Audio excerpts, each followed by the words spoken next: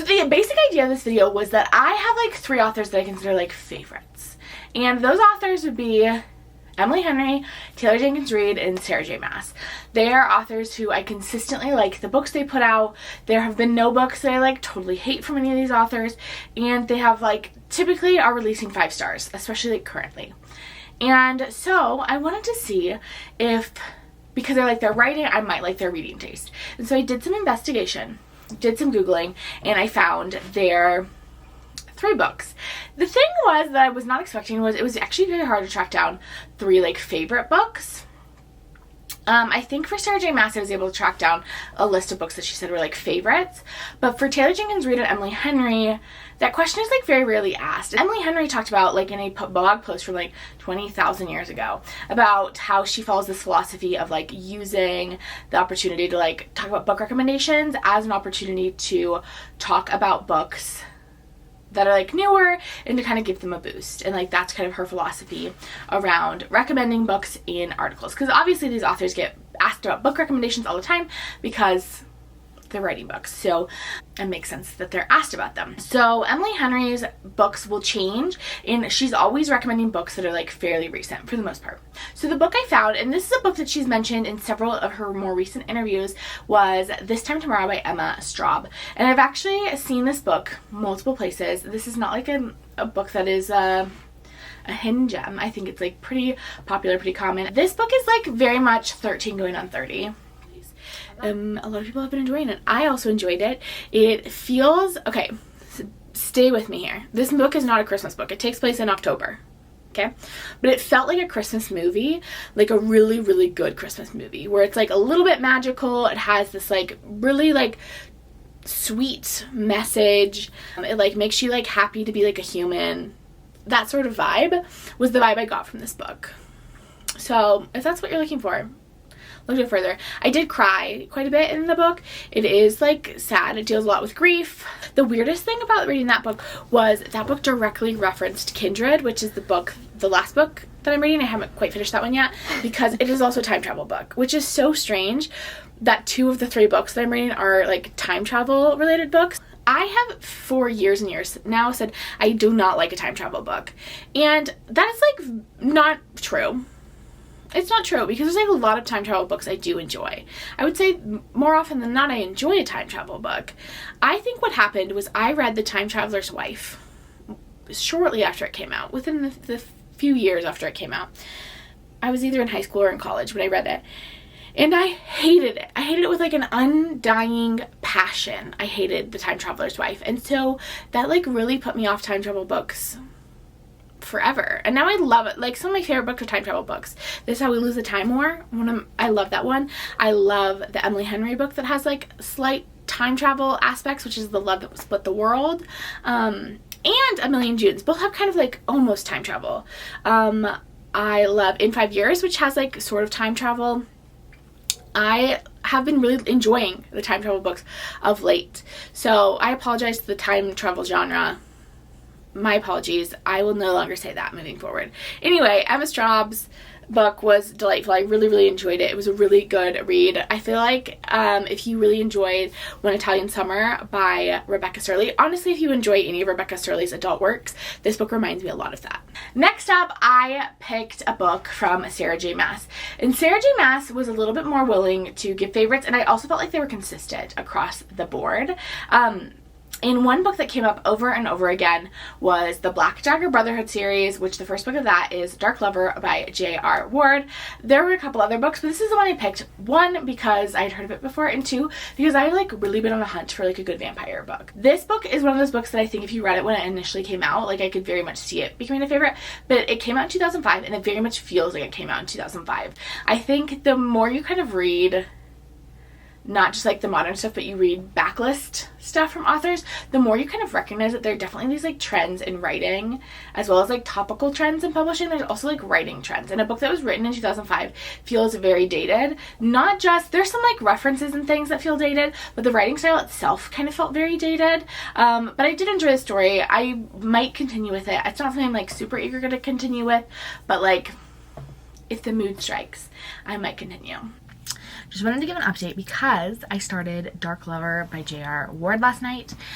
I think I'm like 8 chapters in. I'm reading it digitally, so I don't know how many pages that is, but that is Sarah J Maas's favorite book. My dog heard me speaking and is on his way. Good news. Thanks for coming, Bubs. So far, I have seen the series like multiple places. Sarah J Maas has mentioned it, and it's an older series. I think the first book came out in like 1999. You can tell it's older. Like it's not like major things. It's just like, you know, some of the ways we talk about things have evolved. It is about this girl whose name I can't remember, and her dad dies, and she didn't know he was her dad, but her dad was a vampire, and she's half vampire, half human, and so she's gonna turn into a vampire, but she like needs help to go through the process. And so her dad, like before he dies, he enlists the help of this guy named Wrath. The thing I'm struggling the most with is the names in this situation. So Wrath is just spelled normally, I believe, but there's like, it's like a brotherhood of vampire men that are like cooler than all the other vampires, and they like fight the mean humans. I don't know, don't totally understand the logistics yet, but there's like Vicious, which like I read that book by L.J. Shen that was also named Vicious, but this guy spells Vicious like the most ridiculous way ever. And there's like Rage, but what is it? Fury. It's Fury, but he spells his name with a PH, and the names are just like too ludicrous, and they do take me out of the story and make me giggle every time I see them. So hopefully we'll get over that. Yes, and I think Wrath is gonna have a thing for the girlie whose name I can't remember. Again, we're not far. I know it's a spicy vampire book, which is like really what I'm looking for, and I'm hopeful that it will turn out to be a good time. But we'll see. We'll see if Sarah leads us down a good path or not. I'll keep you updated. So we finished Dark Lover. It came out, my overall thoughts and impressions on this, it came out in 2005, and I think you can very much feel that. Like sometimes you can really feel when a book is dated, and this book just like read like it came out in 2005. I mean, it's not like super off-putting, but it is a little bit jarring, I think, initially. There was also some language, particularly around like gender, that felt, you know, not like my favorite. Just the way they talked about gendered things was very like 2005, the worst of it, you know. But I think overall it was a good time. It was it like really did hit the spot. I have been like on the hunt for like some good vampire books, because I don't know, I think reading Midnight Sun back in 2020 has really just like, I mean that was a while ago, but like I feel like vampires are coming back slowly, and I'm like really ready for it. I was a Twilight girl to my core when I was in high school, and I'm just like ready for more vampires. So this was like a nice treat in that genre. It was better than the Kindle Unlimited vampire book I read before it. Is it like my favorite book? No. Will I be continuing the series? Maybe. Like sometimes you just crave a little bit of like this is very much like an alpha male type romance, where he's like, I am tough and strong, and you have to text me when you leave your bedroom, you know. And sometimes that just is nice. But will I be rushing to continue the series? No, but I might be continuing the series. And the last book I read, and I actually have the physical copy here, the other two I read on ebook, was a recommendation from Taylor Jenkins Reid. And this was actually, I believe it was a Glamour interview, but it might have been like a Harper's Bazaar. I don't know. I'll put the interview up on the screen. But she was asked, like, what book would she recommend to everyone, or like what book does she think everyone should read? And she said Kindred by Octavia Butler. So this one is not necessarily a favorite of Taylor Jenkins Reid, and I think you can tell that. With the other two authors, both Emily Henry's book and Sarah J Maas's book, they felt like books that those authors would recommend, if that makes sense. Like Emma Straub's This Time Tomorrow felt very much like Emily Henry would like this book. And same thing with Dark Lover. It felt very much like Resand in Crescent City. Like that was like kind of the crossover for Dark Lover. So it felt very similar. This book didn't feel like such a direct correlation. When I think Taylor Jenkins Reid, I think really a lot about like character study, especially with her Famous Women series. The premise of Kindred is it's about this woman who keeps accidentally time traveling, sort of. It is about this woman who starts getting pulled back in time. So I think it starts happening shortly after her 26th birthday. The time she spends in the past does not correlate with the time she spends in the present. So she could spend, you know, 2 days in the past and it would be like 2 seconds in the present, but it's not like a direct correlation there between times. So like the world is not really moving on without her, but she's spending increasingly long amounts of time in the past, and she's going back. She's a black woman in the 1970s, and she's going back to antebellum South, I think like 1815. is the first time she's getting pulled back to. So as a Black woman, there's like obviously like a very dangerous time for her to be there.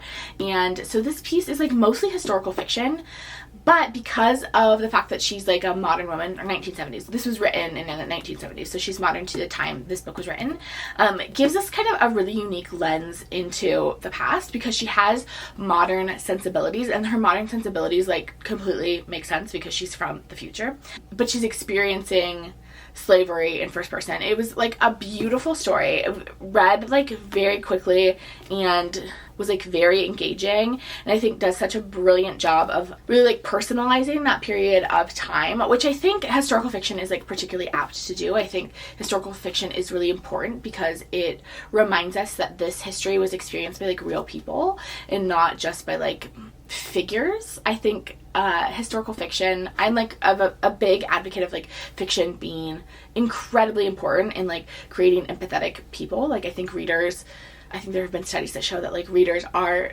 on the whole more empathetic, because it'll like reading allows you to step into someone else's shoes in a way that no other form of media like really does, in such like an immersive and kind of expansive fashion.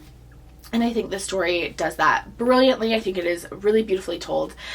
As much as I like kind of like harped on like the Black Dagger Brotherhood book feeling very much of its time, this book feels very much not of its time. It feels like it could be written now. Like there's nothing that like really grounds it in the 1970s when it was written. It feels very much like the writing style didn't feel dated. There are like occasional references when she's in the present day to things that like, you know, like she doesn't have a cell phone, but it felt like something that very much could have been written now. I'm excited to read more Octavia Butler. I've been seeing her name a lot recently. I think she's like obviously like a hugely prominent and important American author, but I feel like a lot of people have been reading like Parable of the Sower recently, which is another Octavia Butler book, and so I'm excited to read more from her. I know she's a science fiction fantasy writer. I think this is kind of a little bit more out of her wheelhouse. Like I said, there's a science fiction fantasy element because she's like getting pulled back in time, but mostly it reads like historical fiction. And like I said, this also feels like the least like a Taylor Jenkins Reid book, or like least like the author that recommended it out of the 3 books, but I still very much enjoyed it. Very, very good. The 3 books I went up reading were like incredibly different, so I'm not gonna like rank them in terms of like favorite because the reading experiences were like vastly different. This was kind of like an interesting experience. I think it is always interesting to kind of see what authors are reading, because I think most, if not all, authors are readers before writers. But I also think there's like definitely like a disconnect. I know for at least for me, like I read a lot of stuff that isn't completely dissimilar to the stuff I write. But also the stuff I write is informed by the stuff I read. Let me know your thoughts in the comments below. Do you like a time travel novel? I like firmly was anti-time travel before. 2 out of these 3 books were time travel books, and I like have actually really enjoyed a lot of the time travel books I've been reading recently, so I think I might have to like revoke my stance, which was previously that I hated time travel books. And I think my new stance might just be that I hated The Time Traveler's Wife, and like maybe that shouldn't like eliminate me from a whole subgenre of science fiction fantasy. Anyway, I will talk to you guys later. Subscribe if you're interested in more book videos, and I will see you soon. Bye.